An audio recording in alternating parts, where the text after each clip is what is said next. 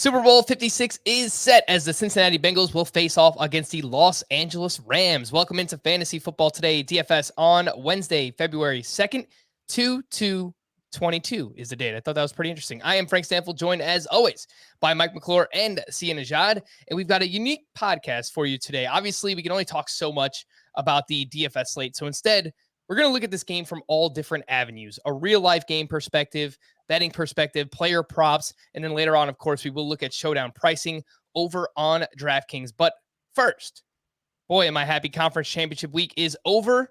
Mike, just an absolutely brutal outing for your boy. Not a single prop cashes, not a single DFS lineup cashes. It happens. It happens to the best of us. I'm probably not the best of us. You guys are the best. But man, what just an awful week. I don't have to obviously explain that to you because unfortunately your Chiefs are out, so you're dealing with that. But we've got some new blood in the Super Bowl. How you feeling? New blood in the Super Bowl. Not feeling great. I had a great week in DFS overall, which definitely eased the sting just a little bit. But I would be lying to you if I said I was completely recovered from the Chiefs not playing in the Super Bowl. We talk about comebacks all the time. The Bengals winning that game the way they did, I think, based on where the score was and win probability was in the first half, pretty improbable, pretty disastrous collapse on the Kansas City side. But I am excited to see what Joe Burrow can do against the Los Angeles Rams. Yeah, we'll see. Joe Burrow playing lights out football right now. And overall, the Bengals, they're riding a wave of momentum. See, how was conference championship weekend for you? It was just a bloodbath for me. Yeah, listen, I didn't have any dogs in the fight, if you will, like Mike did in terms of a team, because I'm a Washington football team fan. Oh, wait, no, it's the Washington Commanders now. So sorry, I didn't mean to steal that storyline if we're going that direction. But, because of that, it was purely DFS and betting for me. From a betting standpoint, I had both dogs. So that's all well and good. DFS was okay. I cashed some lineups. I was pretty big on Odell Beckham last week, so that helped me cash a ton of lineups. Of course, I took Mike's advice with Travis Kelce and Tyreek Hill, and Travis Kelce certainly got there, and Tyreek Hill wasn't too bad either. So the DFS day was good. Wasn't great. It was good because, Joe Burrow didn't do exactly what I wanted him to do.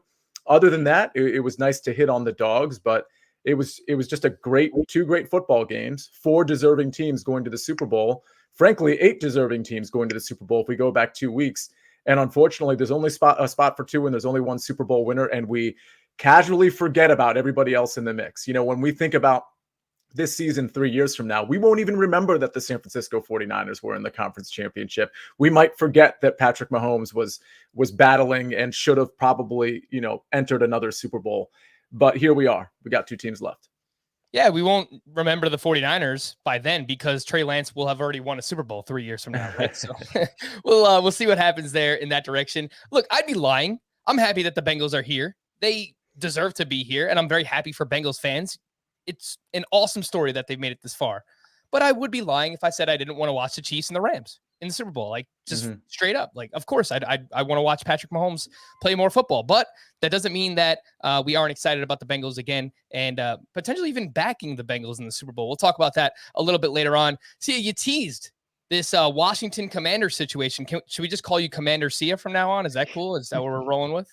I guess. Yeah. I mean, it's a pretty cool. So if you're watching us on YouTube, which you absolutely should be, the uniforms look great. I think both sets, or I guess all 3 sets of uniforms that we see on the screen here are great. I love the helmets.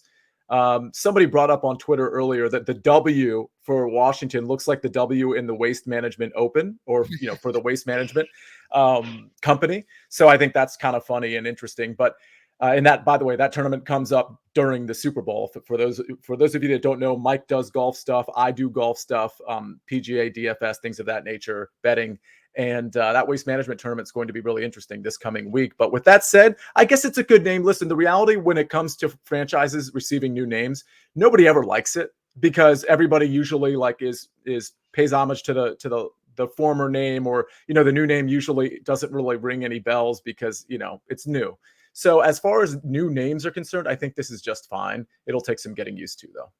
The biggest qualm that I've seen from fans is what do we call what is their nickname, right? Like if you try to shorten it, it's like every way that you shorten it doesn't really sound too great. So I don't know what's going to happen there. I like the uniforms. I'm with you. I mean, this black uniform that we see up on the screen, it looks pretty clean. I like that quite a bit. The black alternate, but Washington Commanders, that's where we're at. Mike, I don't know if you have like a strong opinion on this new name change. It sounds like they were considering a few different things here, but there you go. Washington Commanders. Yeah, I don't have a strong take on it. I hope that they can find some success. I think the team and the franchise and the fans all deserve it. Maybe a new field. I hate that place. That place is awful. But other than that, I think that's the next order of business for them. Put a competitive product on the field and potentially a new stadium.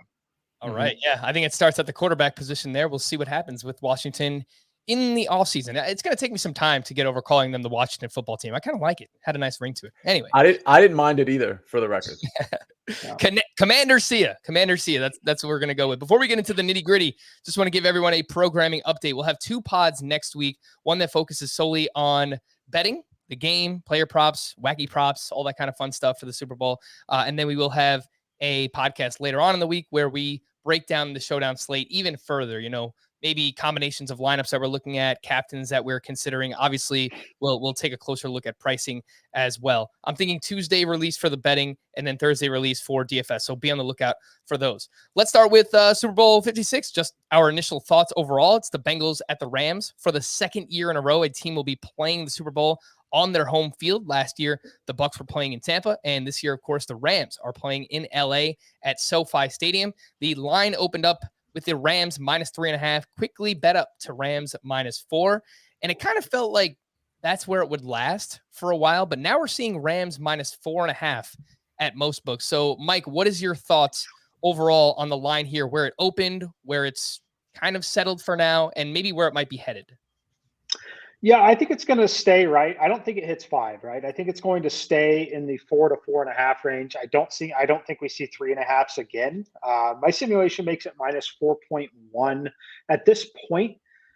That is most likely where I expect the market to kind of settle. Like I said, bounce between 4 and 4.5. As far as where it opened and why we've seen some of the movement, it's not often that a home team gets to play the Super Bowl at home, or a team gets to play the Super Bowl at home. And now they're having their back 2 consecutive home games. There's been no travel at all involved for them. It's a pretty advantageous spot. Now an additional week off. We're talking 3 weeks essentially of not traveling at all on a plane. It's a pretty big deal for that team.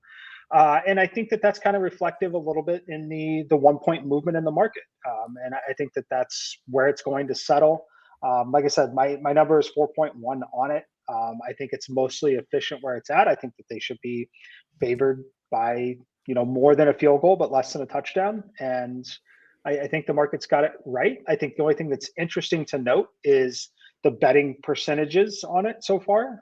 The tickets are about even in terms of 50% of the action on each side, but about 75 to 80% of the money is on the Rams side.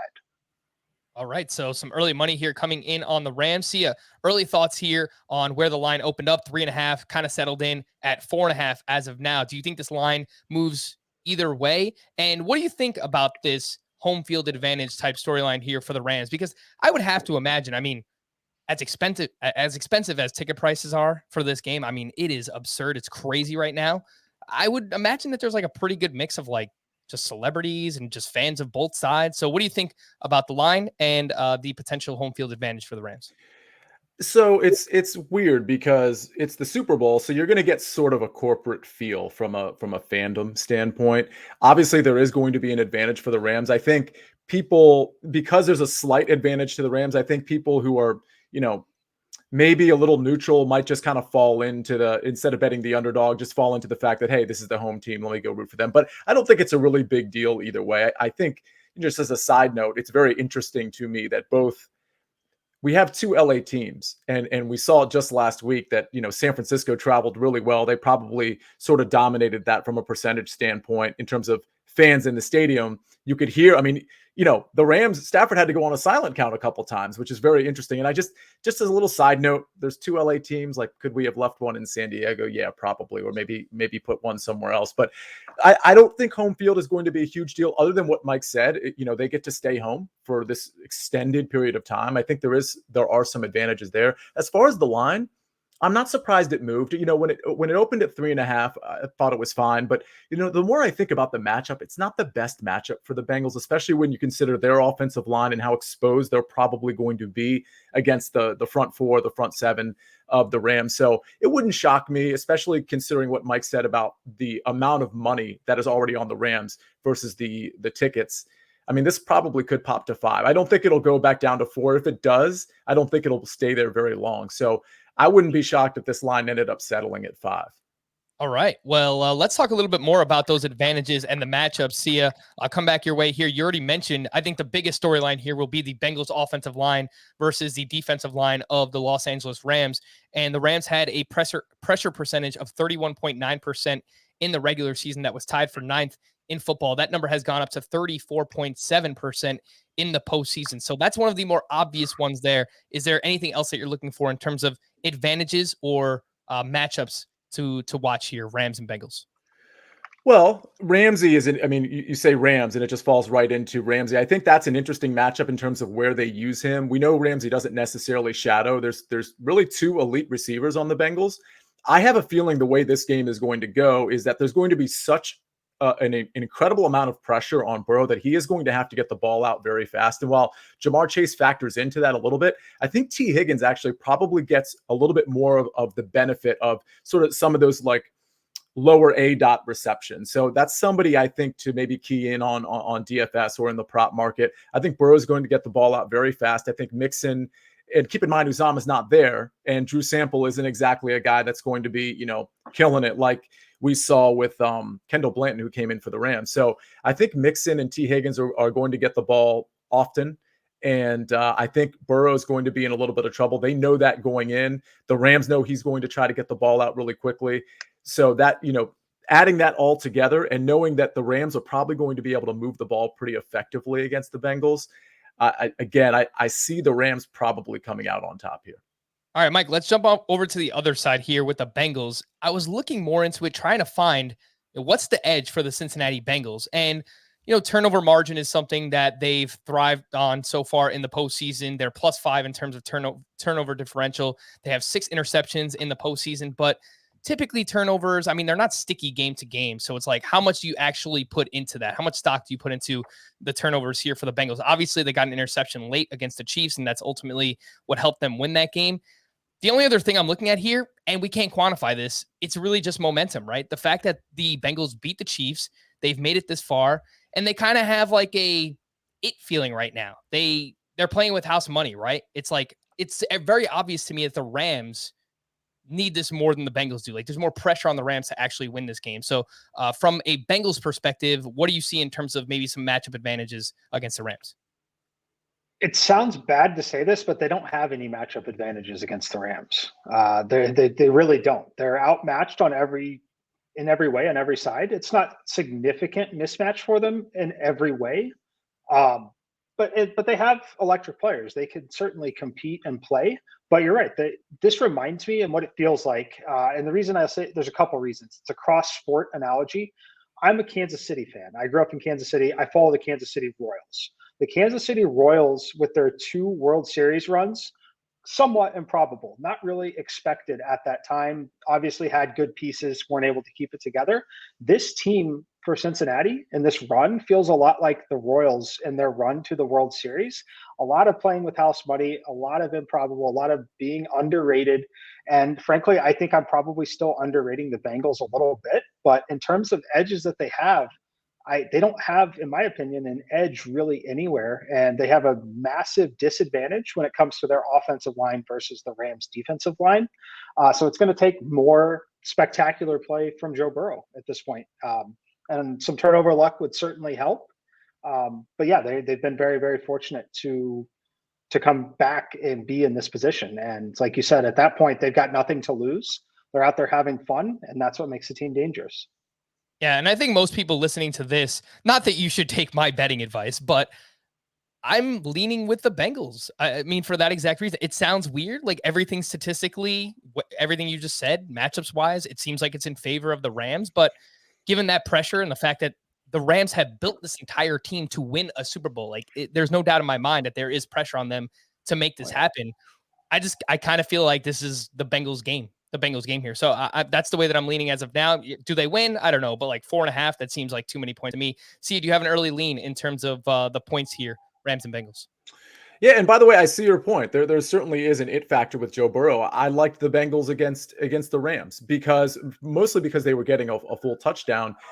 I just don't, unless this game unless they were getting a touchdown here, that's why I think I like the Rams, because at 4.5 or 5 or 4, I just think I don't think the Rams, it's not that I think the Rams are like the best team in the NFL. I truly don't. I just think the matchup is really bad especially when you consider that really, really big time disadvantage on the interior. So I think that's where I'm going with it. I'll take the Rams minus the points. Mike, do you have an early lean on the game? I know you mentioned your system is spitting out 4.1, I believe is the line. What do you think? Yeah, at this point, if I had to play it, I would play it with the Rams still. I think that's the most likely scenario for me would be betting with the Rams, but I'll have them in some teasers and alternative plays, but I don't have a full play on the spread as of now. But if I were forced to make one, I would play the Rams right now. Anything under 5. Okay, yeah. And of course, if you want more betting advice or picks, you should check out Early Edge. I know the mega preview came out yesterday. I listened to that. I thought you guys did a fantastic job. So if you're looking for props or just any early plays in terms of the line, Mike, I know you gave out like a teaser hybrid, I guess just like a parlay that you played, a 3-leg. So that sounded interesting as well. So make sure you check out the Early Edge and their mega preview there for the Super Bowl. Any thoughts on the total here? It opened up at 49.5. It's dropped down to 48.5. Sia, we'll start with you. I lean towards the under. First of all, I can't say this is going to happen this year as well, but you do see kind of a feeling out period in most Super Bowls where there's a little bit of tentativeness on both sides of the ball. So, I mean, maybe that plays into, I know Mike sometimes bets first quarter unders. Maybe it plays into that, or maybe first half unders. But overall, I do think that obviously impacts the overall total. And the thing is, I think the Bengals will be able to move the ball here and there, but I don't think it's going to be a high scoring output for them. And frankly, I think the Rams, while they do enjoy passing the ball, that's kind of their modus operandi. I think they're going to be able to run the ball too. And frankly, I think if the Kansas City Chiefs really decided to dedicate themselves to running the ball against the Bengals, particularly late second quarter or the entire second half, I think we would be talking about them as well. They were averaging plenty of yards per carry, and then they just kind of went to the pass for whatever reason. So I think the Rams understand that, and I think Cam Akers and maybe a little bit of Sony Michel are going to enjoy enough clock rotation for that under to come in. All right, Mike, to see his point there, I feel like he's right. There normally is a feeling out process. Maybe we don't really see many points early on in the Super Bowl. What do you think about this total at 48.5? Yeah, it's interesting to note it did start all the way up at 50 initially, bet down pretty quickly. I think it should be 47.5 myself. I really respect the Rams defensive front, and I think it's going to make some of those Cincinnati drives a little difficult. And then Cincinnati, they have this philosophy for whatever reason. I'd love to see them change it. If I watch the game and see them changing it, I might be more inclined to bet them live. But their inability or unwillingness to throw the football on first down just puts them behind the chains so often. And this is not the defense that you want to do this against. But we've seen it time and time again. Even after picking up a first down, they will constantly pound Joe Mixon for 1 to 3 yards and set up 2nd and 8, 2nd and 7 every single time. And that's putting themselves behind the chains. I think that they do that early just to see what they have on the ground. And that typically leads to a little lower scoring early in the game. The only comment that I want to make on this, though, if you follow the Early Edge, we talked about the referees a little bit here. In the Bengals game last week, we basically talked about on this show and on the Early Edge that there weren't going to be many penalty calls last week because Vinovich just simply does not call penalties. While in the Super Bowl here, it is Ron Torbert. Ron Torbert is a very interesting referee. He has a ton of history with the Rams and their games. The Rams are 6-1 against the spread, 6-1 straight up with him calling the games. But what I want to talk about is his penalty calling. He had 7 games this season with 100+ penalty yards. one with the Bengals against the Chiefs in that game in week 17 that they won, one for the Rams already, but he definitely is going to call some of the penalties a lot tighter. I think that could have an interesting role that typically helps the over more than the under. So it is interesting to see my model on the under. It's interesting to see the betting market kind of trending towards the under. It could be a spot if this drops down into the 47 range where I would consider the contrarian over at that point, or again, watch how the game is called. If we see any ticky-tack touch defensive holding calls early in this game, you can bet that it's going to be a situation where you're going to want to play a live over, because these offenses with these wide receivers will definitely be able to generate penalties if they're going to call them. All right. Some interesting notes there on the officiating here in Super Bowl 56. Let's jump into the player prop lines. And I've got a bunch of stuff written out here, from passing to QB rushing, just all the running back props, receiving yards, so on and so forth. So we'll just quickly run through all these. And then at the end of this segment, we'll kind of give out some early leans and player props that we're looking at overall here. Let's start with the quarterbacks and the passing yards. Matthew Stafford, 278.5. He's gone over this number in 13 of 20 games this season. Joe Burrow, 273.5, has gone over this number in 9 of 19 games, has gone under it in 2 of 3 playoff games. Sia, do you have a lean or any thoughts here on the passing yardage props for Stafford and Burrow? My lean for both is the under, but I don't know that I'm willing to bet either. I think I would like to wait to see. I mean, we know with overs in general, like, they tend to be inflated a little bit because people generally like to bet overs. I wonder, maybe Mike's a better person for this, but I wonder if those Stafford and Burrow props, particularly maybe Stafford, if that maybe shoots up a yard or two over the next, 7, 8, 9, 10 days when the Super Bowl starts. So for now, I would definitely stay away because I'm leaning on the under. I don't think it'll go down too much for either of these guys. But yeah, I think the running game is definitely in play for the Rams. And I just wonder, even if there's like, quote, garbage time at the end, and that assumes, of course, that the Rams are playing with a big enough lead, I just wonder how much Burrow is going to be able to move the ball downfield. I'm not saying he's not going to get a lot of completions and a lot of pass attempts. I just wonder how many yards he's going to be able to generate drive to drive. All right. So I wrote down these props about 2 hours ago before recording this, and Stafford's number actually came down a yard since then. So it was 279.5 earlier. It's now down to 278.5. All of these odds, should have mentioned earlier, come via Caesars Sportsbook. So obviously, if you're playing props, you want to shop around and see where you get the best line, depending on if you like the over or under. But yeah, Stafford has actually come down a line here, 1 yard, and he is at 278.5. Burrow, again, 273.5. Obviously, the over under in terms of touchdown passes, 1.5 for each. Stafford minus 220 to the over. Joe Burrow minus 160 to the over. Mike, do you have any strong thoughts here in terms of either passing touchdowns or passing yards for each? Yeah, so I like Sia. I do lean towards the under on both of them. A little stronger lean on Stafford's under. There are just more paths to Joe Burrow having ample garbage time to get there. I say this every week on the early edge. No one has created this market for me, unfortunately, but I would love to be able to bet quarterback passing yardages in the first quarter and in the first half. I want someone to create that market for me. I would absolutely love that. But yeah, I lean under on both of them. And Sia's dead on, especially in an event like the Super Bowl where there's one game and a ton of time. If you're looking to bet overs on props, do it yesterday. Do it now. Do it yesterday. Do it as quickly as you possibly can. If you're looking to bet unders, let's do it during pregame warmups. That's when you want to bet the under, because these numbers will get steamed up by 3 to 4 yards, especially on the receiving yardage front. Definitely want to look to unders late. So I like Stafford's under. I have this number all the way down to 259. Seems like a huge edge. It's not massive. We look for pretty big edges when we're playing under on passing yardage, just because you're talking basically one completion that could kind of change those numbers. But I do have it all the way down here. And I'll tell you the reason for it is because of the pass rush that the Rams put on Joe Burrow tends to create some of the shorter fields for the Rams. Also puts them in game scripts where they're leading and not trailing, not needing to rack up yards as quickly. So that's why that number is all the way down there. If I had to play any of these, it would be Stafford's under. I lean towards the under on Burrow, not enough to play it though. All right. Obviously, neither of these quarterbacks are rushing quarterbacks per se. Stafford's line, 5.5 rushing yards. Joe Burrow, 11.5 rushing yards. Burrow actually only went over that number in 3 of 19 games this season, but coming off a game where he had 25 rushing yards. See, this one's pretty interesting because, again, like neither of these guys are typically rushing quarterbacks, but you see in a game where there's desperation, they do things that they haven't done before. So I don't know that we want to touch either of these, but I think it's worth mentioning. What do you think? What was the rushing total? Stafford is 5.5, Burrow 11.5. Yeah, I kind of like the overs in both of those, by the way. I don't think I'm going to bet them either. I think I like the Burrow one a little bit better. I just think with the pass rush, he's going to be more inclined to escape the pocket on maybe more than a couple of occasions and likely pick up that 11.5.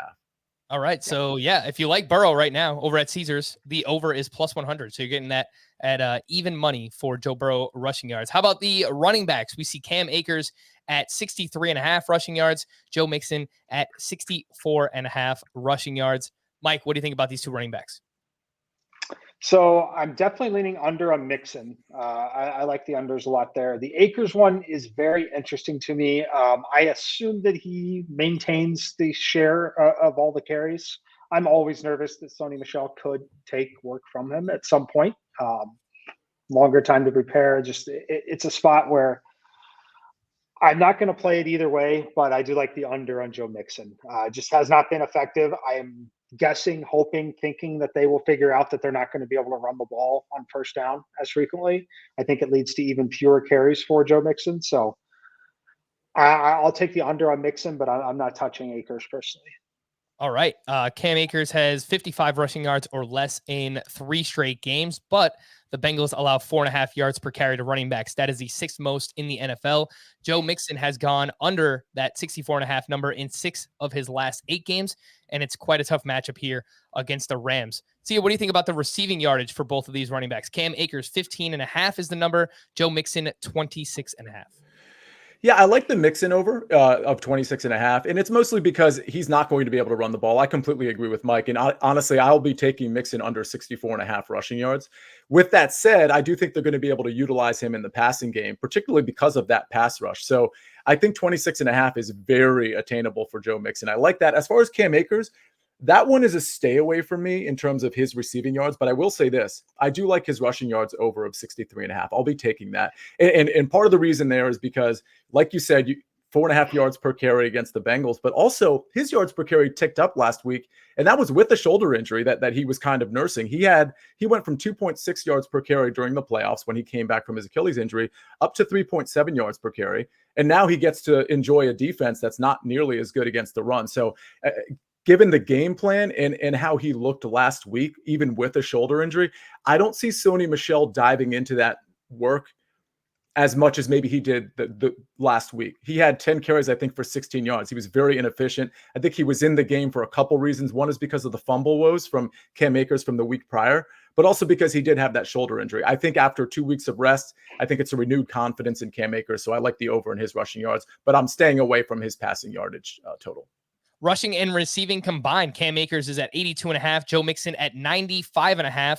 I have taken Joe Mixon the under on this number and a little worried about it now. I think I should have just gone with the under in the rushing yardage for the reasons you mentioned. See, I think the fact that this pass rush is as good as it is, it wouldn't surprise me if they have some quick dump offs to Joe Mixon. And if CJ Uzomah does not play in the Super Bowl, then I think that we could see even more targets in the short area for Joe Mixon. So in hindsight, I probably would take the Mixon under rushing rather than the total yards here. Mike, what do you think about either Akers 82.5, Mixon 95.5? Yeah, I lean under on both of them personally. I'm not touching the Akers one. I have already played the Joe Mixon under 95.5. I would play that one all the way down to 85.5 personally. I know it seems like a very low number. I don't think they're going to have success running the football at all, and I don't think they're going to find themselves in positions to be able to run the football much after the first half of this game. So my real worry, look, I think it's kind of fun because I might play the over on his receiving yards and still the under on the combo, which might sound a little crazy to you, right? Trying to middle those numbers, but I really think we can do that. I don't think it's going to be all Joe Mixon in the passing game. I think it'll be a little bit of Joe Mixon early, but once they figure out that they are going to be in trouble in terms of that pass rush, there's a reason Samaje Perine plays, and that's because he's much better in pass blocking protection than Joe Mixon. And Pirine has shown that he's very capable of catching the football and still being very effective in that game. He saw more targets in the passing game in the last game than Joe Mixon did. And a lot of that wasn't necessarily because he's better than Joe Mixon or they like him a lot better than Joe Mixon. He's on the field more because he has to be to protect Joe Burrow. And I think that we see that a lot here in these situations, especially if it's a hurry-up situation. They're not going to have time to get him out there. The only caveat to that would be, and you have to watch, you might have to have a live betting situation on Mixon overs in the game. If Uzama is out, I can absolutely see situations where they run Pirine and Joe Mixon at the same time and split Pirine or Mixon out wide, like we used to see in the past with Le'Veon Bell at times in the NFL. I think that we absolutely could see that now that we have a week and a half to essentially implement that for the Bengals. They're going to want both of those guys on the field if Uzama is out. So something to keep in mind, something to watch for, but I still am on the under 95.5. Mike, unfortunately, you just reminded me of last weekend when I took Joe Mixon over 28.5 receiving yards. He finishes with 27. And of course, Samaje Perine has 3 catches for 43 yards and that receiving touchdown. It was just so painful to watch. And of course, I'm reminded of that now. Let's take a quick break. When we return, we'll get into the receiving yardage for both the Rams and the Bengals here on Fantasy Football Today DFS. All right, so let's jump into the Rams receiving yards. We have Cooper Kupp at 102.5. We have Odell Beckham, 63.5. Van Jefferson, 34.5. See anything stand out here for you? For the Rams receivers, not really. I mean, I was all over Beckham last week. I think 63.5 is very much attainable. Same with Cooper Kupp at 102.5. I don't think there's an edge there for me. So for me, it's kind of a stay away. I think if I was going to take anything, no, I would probably take the under. Believe it or not, I would take the under on Beckham probably. But I think I'm more interested in taking the under on Beckham with respect to his receptions as opposed to yards. Van Jefferson is very intriguing to me. I think he's going to be an interesting kind of gimmicky play, whether it's in DFS or in the prop bet market. But I don't know that I'm ready to take his over at 34.5. I will say this. I did notice, I don't know if everybody knows from the early edge, that Mike McClure actually sort of named the Van Jefferson Memorial this first touchdown score when he had Van Jefferson as the first touchdown score when the season started. But I think he's interesting as a first touchdown scorer because of the attention that those other two guys are going to get. He's plus 1,800. So I'm just throwing that out there.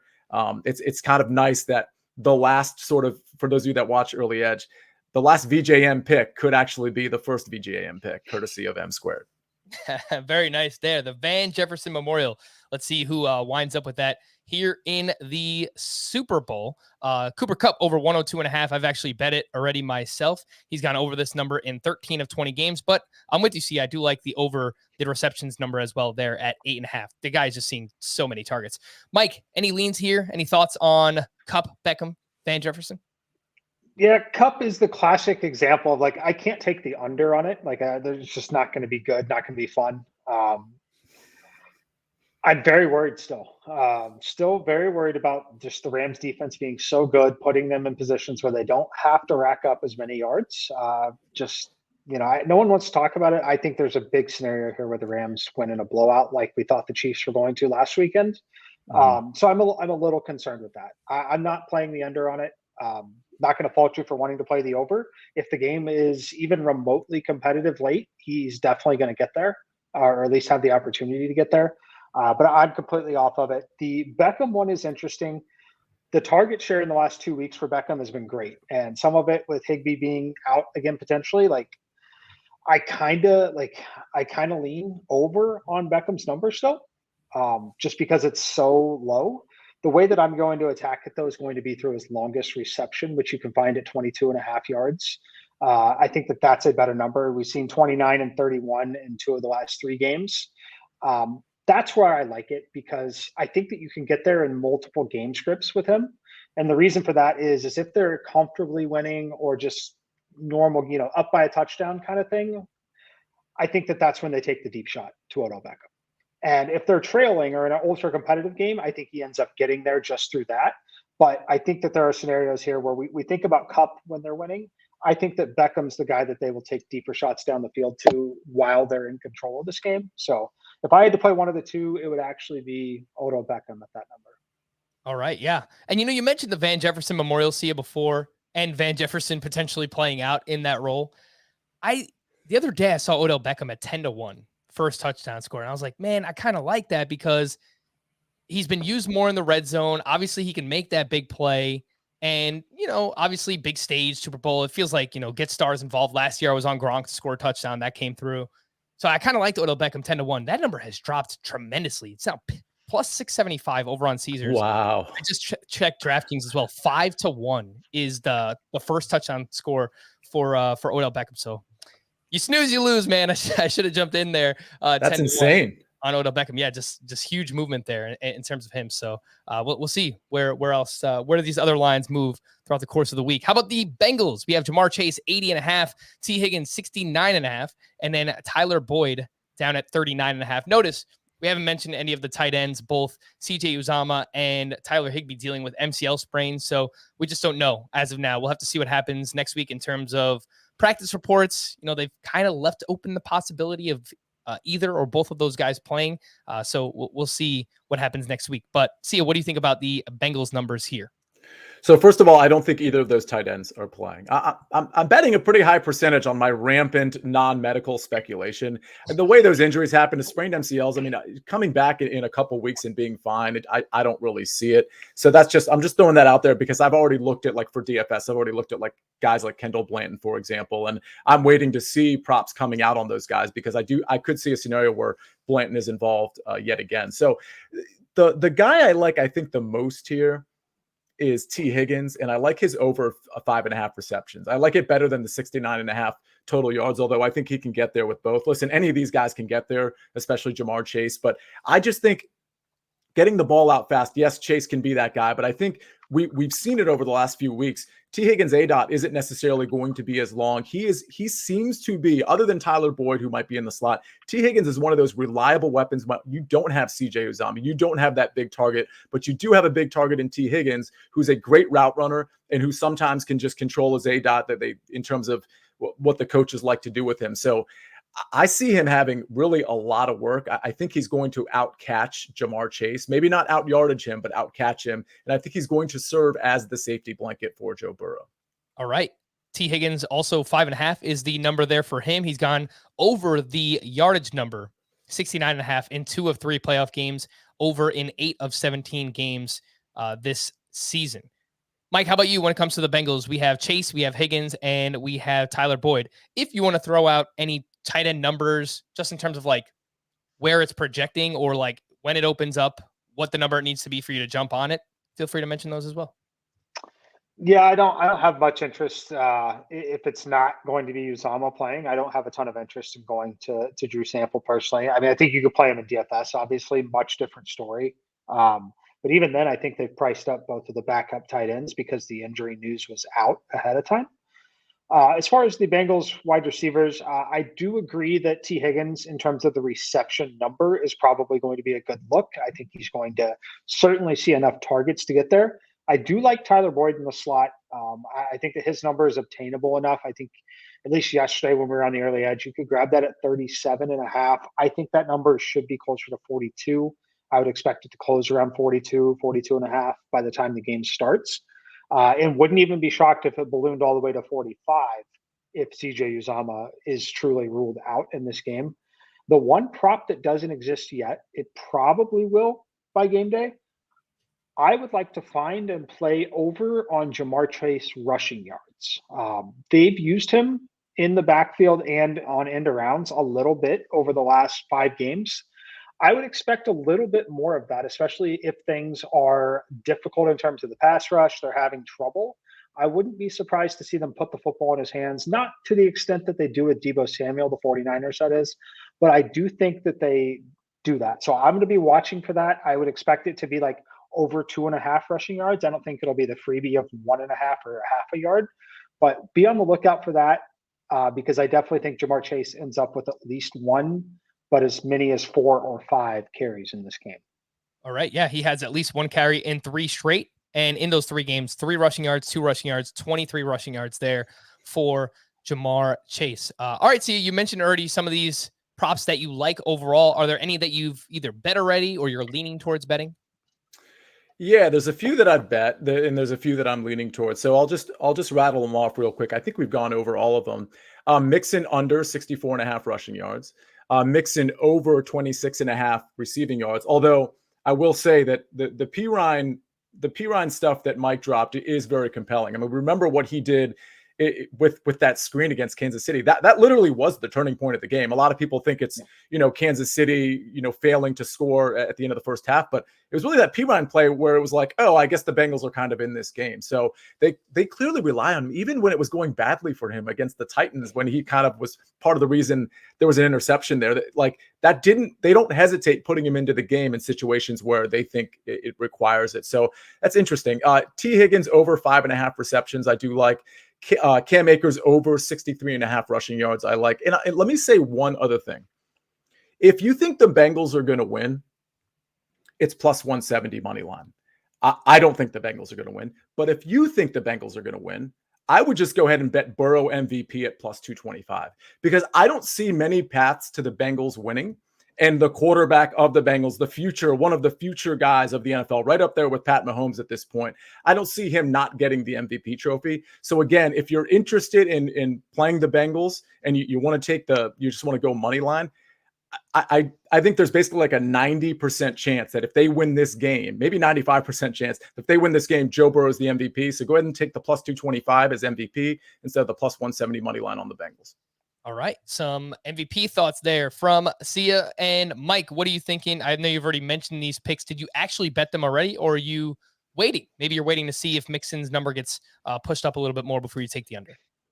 I don't think I've already bet the Mixon one. I don't think it goes up. I think that one goes down personally, just because I know myself and another couple people that really are influential in that space. They've already talked about playing it as well. So I think that if anything, that one's going to go down. Just my personal opinion on that one. As far as Odell Beckham, I haven't taken his over yet on the longest reception, but I do like it at 22 and a half. And that's all I've got in terms of individual player props at this point. All right. I've got Cooper Kupp over 102 and a half. I have Tyler Boyd. I took that one over 39 and a half. Again, at Caesars, you can get it at plus 100. So even money there for Tyler Boyd. The Rams play a good amount of zone defense. CJ Uzomah banged up. Doesn't sound like he's going to go in this one. So I do like Tyler Boyd there. And then I took Joe Mixon under 95 and a half total yards with Mike as well. Before we get into DFS pricing, the Showdown slate over on DraftKings, I do want to give a shout out to our DFS contest winner last week for the conference championship week. And the username there, Drinking Whales Bro, puts up 155.3, took home $135. The winning lineup here includes Patrick Mahomes, Cam Akers, and Jerick McKinnon, Cooper Kupp, T. Higgins, and Jawan Jennings. Travis Kelce at tight end, OBJ at flex, and then the Rams defense.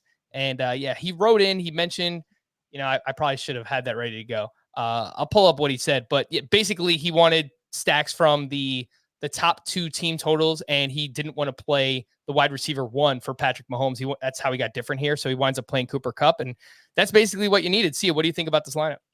Yeah, a stack of, whether it was the quarterback or not, a stack with Kupp and Beckham was definitely the path to winning this whole thing. If he had Stafford in there, it would have.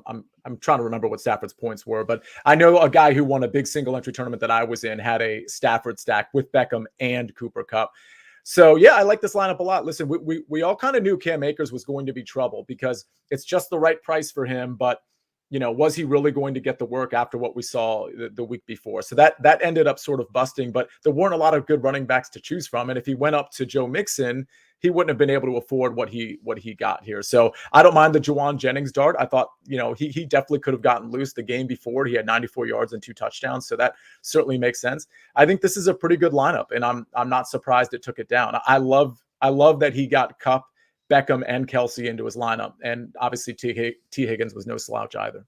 All right, here we go. The thought process, it was not rocket science, but was essentially stack the top two implied total teams on such a small slate, but then get different by not snagging my QB's wide receiver one, but paying up for Kupp instead. It required the Jennings punt, but it worked out. So shout out there again to Drinking Whales Bro, who takes it down. And I also wanted to mention that where does his DFS username came from? He sent in this whole email. We were talking back and forth. Apparently, a rare craft beer is a whale.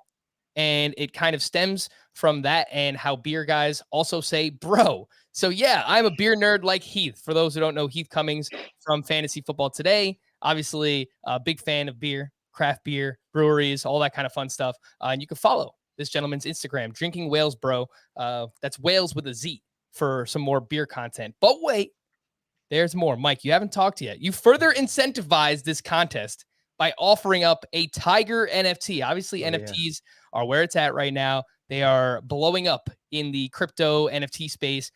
And you offered one to the winner as long as they had a Bengal in the lineup. And that's exactly what happened for our buddy here. So, Mike, I'm assuming you hooked this guy up. And obviously, he's part of your Discord. So shout out to Jake who took it down and you for, further incentivizing this contest. Yeah, he played by the rules. He got the one Cincinnati Bengal in the lineup, which is all it required. And we are going to run it back this week. Now, this week, I'm going to award a Tiger NFT. If you don't know what that is, follow me on Twitter. I'll at least show you a photo. We'll tweet about it when we tweet the links. But the top 3 finishers will all get a Tiger NFT for this week. The caveat is simple. Play one Bengal because you have to. You can't have all your players from the same team in DFS this week. Everyone is eligible to win.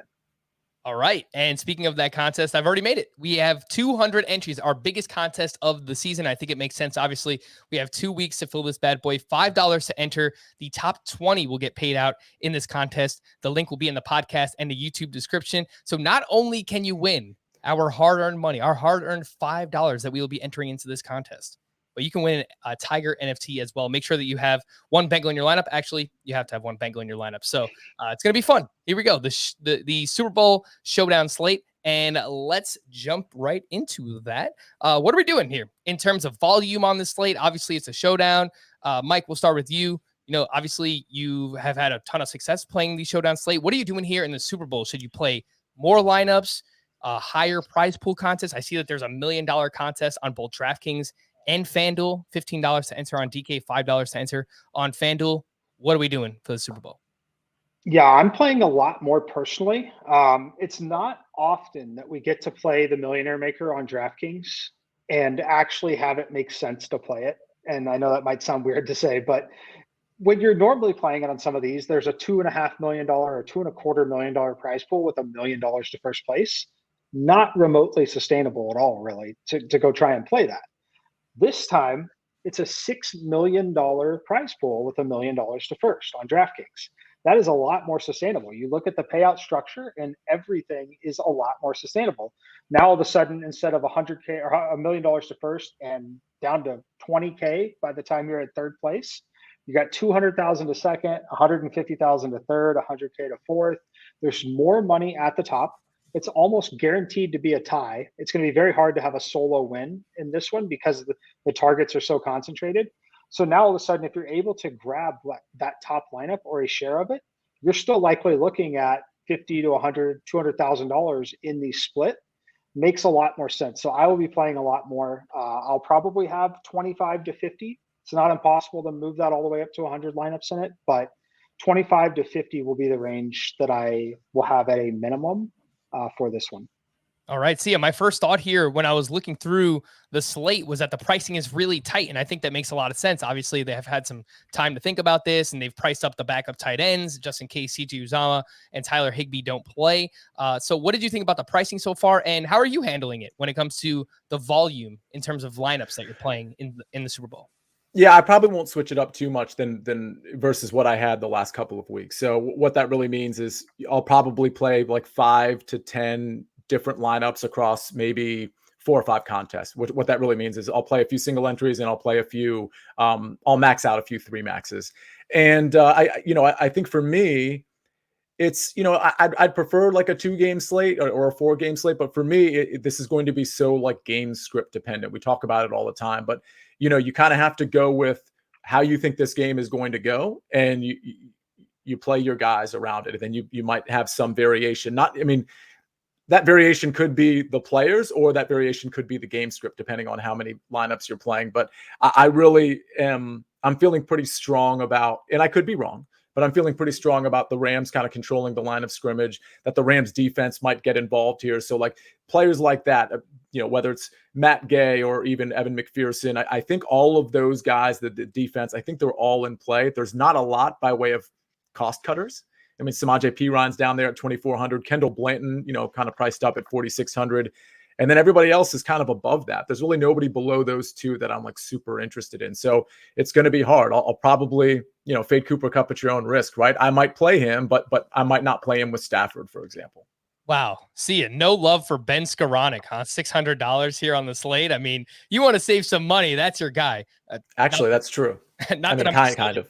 Not that I'm excited to play Ben Skoranek, but man, we're going to get desperate here on this slate. Let's take a look at the pricing. No surprise, Cooper Kupp, you mentioned him, the highest priced player at $11,600. What did I say last week? What did I say all season? Fade Cooper Kupp at your own risk. What did I do?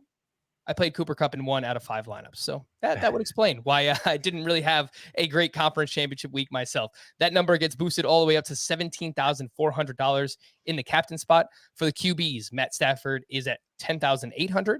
Joe Burrow, $200 less at $10,600. Mike, what do you think about the top tier here in terms of Cooper Kupp and the quarterbacks?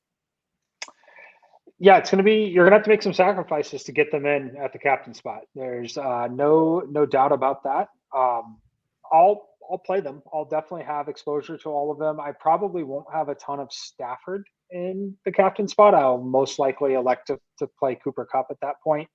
As far as Burrow, it's interesting. I think that one strategy that I like to use on this spot is, if you play Cooper Kupp in captain, it is kind of like the general thought process is, well, you probably want the guy that's throwing the football to him as well, just because of how correlated those points are.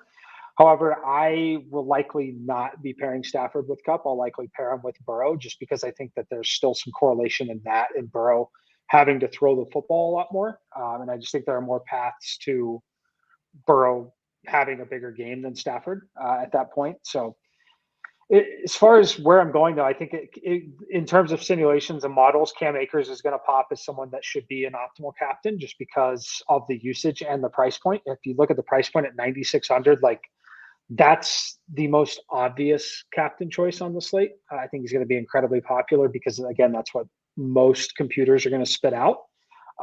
As far as other values that I like a lot, I like Odell Beckham at captain, and I like the kickers at captain. I'm going to ask you a little bit more about the kickers once we get down to their price point. Sia, the running backs, Joe Mixon, 9,600. Cam Akers, who Mike just mentioned, only 6,400. That's before you put him into the captain spot. Sony Michel at 5K. Samaje Perine down at 2,400. And I think it makes a lot of sense to be interested in Akers in this spot, just considering the discount relative to Joe Mixon's price point on this slate. Totally agree. Yeah, Akers is going to be probably in all of my lineups. It's preliminary because we're so far out, but that's my guess. He's definitely going to be in some of my captain spots.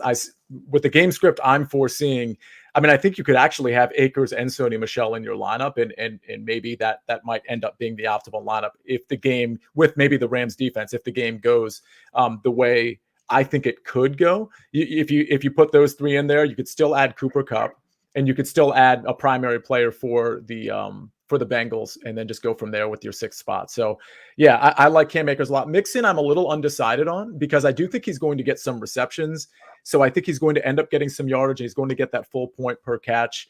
I just question his upside, and so therefore I question his points per dollar, whether that's really worth it. So I'll probably be leaning towards, in a negative game script, trying to get the receivers in my lineup like T. Higgins and Jamar Chase, as opposed to Joe Mixon. All right. Well, let's look at the Rams pass catchers. Mike, you just mentioned OBJ at 8,400. Seems a little bit high, but obviously coming off a massive game.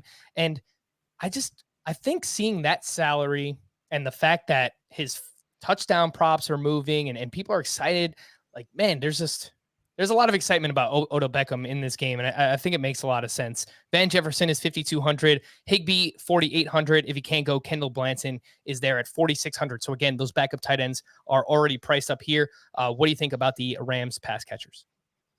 Yeah, we don't talk about this a lot, but it is projecting as close to a slate where I might be punting One spot for sure, maybe two. I've done a lot, like in the NBA Finals. Actually, I know I hate to keep going cross sport, but I want to give good examples to show you that it's possible. In the NBA Finals last year in the showdown slates, I would intentionally take a 0 with a lineup spot with a guy that wasn't even eligible to play because it was free, and I took down 3 out of those games. I won the entire slate 3 times because I had the best plays at every other spot. This game, it's not like the Chiefs. It's not like some of these other teams we've seen. The targets on both sides of the ball are extremely condensed. On the Cincinnati side, we know it's Chase, we know it's Higgins, we know it's Boyd since Uzama's out. On the other side, we know it's going to be Cooper Kupp. We know it's going to be Odell Beckham, right? Like, yes, there's Van Jefferson, Skoranek can get in. It's the obvious punt. But for me personally, I'm gonna put Odell Beckham in the lineup. I'm gonna put Cooper Kupp in the lineup. And if that means I have to take a 0 in the lineup, I'm gonna do it. All right. Yeah. So I just kind of messing around here. You put Ben Skoranek in the lineup. I put together one that has T. Higgins, Joe Burrow, Cooper Kupp, Odell Beckham, and Cam Akers. I mean, you probably want another Bengals pass catcher in there if you're playing Joe Burrow, but yeah, that's a lot of exposure to high upside fantasy players here in this spot. See the Bengals pass catchers, Jamar Chase all the way up at 10,400. We see T. Higgins here at 7,600, Tyler Boyd at 5,400, Uzama at 44, and then Drew Sample priced up as well to 4,200. What do you think about the pricing for the Bengals pass catchers? Yeah, like Mike said, it's super condensed. I don't think Drew Sample is part of the conversation, and honestly, I don't think CJ Uzama is going to play. Even if he does, I'd really question how healthy he is. Obviously, we'll find out before the Super Bowl whether he practiced in full. But again, I'm not counting on any of the tight ends to be in my DFS lineup. So it's Higgins and Chase for me. I like Boyd. I think he's interesting, but I also question his upside. I mean, I just don't know how many red zone opportunities the Bengals are going to have. And to the extent they do have them, while I think Boyd is a good option, I think the first and second read, pretty much no matter what, are going to be Jamar Chase and T. Higgins. Yeah, the only thing I'll say about Boyd is that if you don't want to play a Ben Skoranek, if you don't want to punt one of your spots in the lineup, you almost have to play Tyler Boyd, right? He's the only other pass catcher in this game that could be involved at his price point, right? So 5,400, it's just, there's not a lot of pass catchers down there. Yeah, I think if Tyler Higbee is out, Kendall Blanton definitely could be involved for the Rams. So he's sub 5K. That's probably the other direction you're looking at as well. The only thing I'll point out there, and he's not a pass catcher, but we've seen him catch passes, particularly last game, is Samaje Perine is only 2,400. So that's sort of in that puntish range where if you think he's going to get some screens, some receptions, maybe you don't have to go down to the Skoranek range. Maybe you go to Perine. Yeah, I think if you're playing a lot of lineups, then you probably want to take a shot on Samaje Perine, at least in a few of those. Mike, you mentioned the kickers, and we have really strong kickers in this game. We probably should have mentioned earlier, I mean, maybe one matchup advantage. Not that Matt Gay is bad. I actually think he's a very good kicker.